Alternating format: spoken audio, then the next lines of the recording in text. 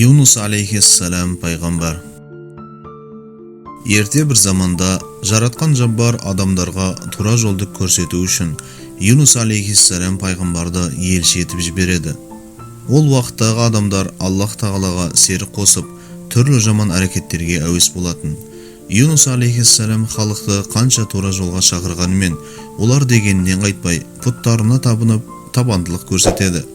Бұған қоса, олар пайғамбарды жаман сөздермен балағаттап, оны елші ретінде мойындамайтындарын жеткізеді. Ал Yunus aleyhisselam пайғамбар болса, сабырлық пен мейірімділік танытып, 3 күннен кейін азап келетінін ескертіп, қауымын насихаттаумен болады. Осылайша арада бірнеше уақыт өтсе де, жағдай өзгеріссіз жалғаса береді. Ешқандай нәтижеге қол жеткізе алмағасын, Yunus aleyhisselam пайғамбар қауымынан теріс айналып, Аллах тағаладан ешқандай уақи күтпестен, оларға ренжулі күйде қаладан шығып кетіп қалады. Содан кейін қауымының төбесіне бұлт ұялап, кенет ауа райы күрт өзгереді.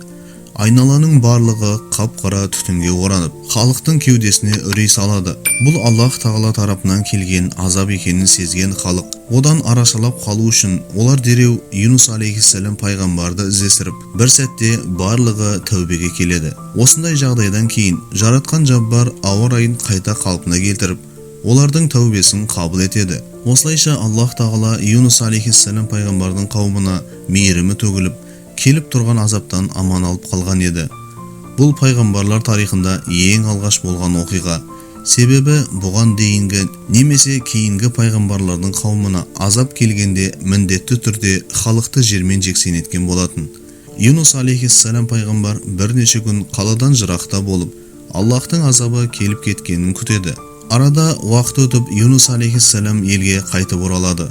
Онда халықтың барлығы бірде иманға келіп, ешқандай азапқа ұшырамастан тура жолға түскенін көріп, пайғамбар қатты таң қалады. Содан кейін пайғамбар алейхиссалам ешқандай азаптың келмегендігін білген халық, оны өтірікші деп айыптап, зияндарын тигізеді ме деген ойда қайта қаладан қашып кетеді. Сосын пайғамбар алейхиссалам теңіздің жағасына келеді.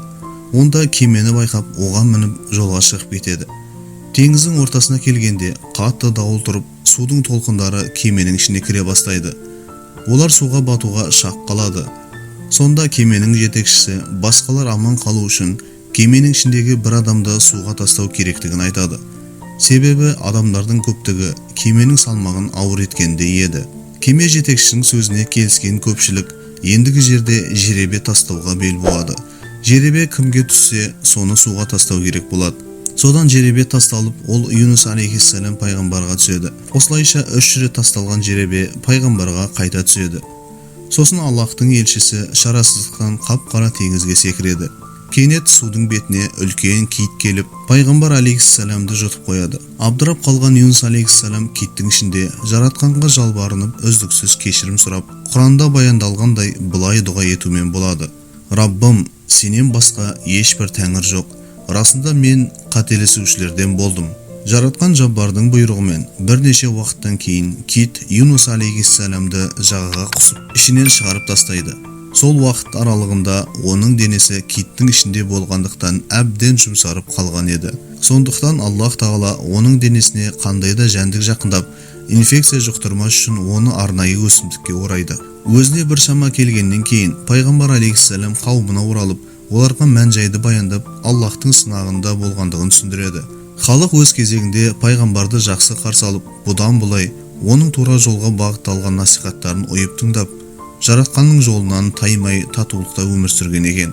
Осылайша пайғамбарлар тарихында Yunus aleyhisselam пайғамбардың қауымы толықтай иман келтіргендерден болып саналады. Өйткені бұдан басқа ешбір пайғамбардың қауымы олар секілді толық иманға келмеген еді.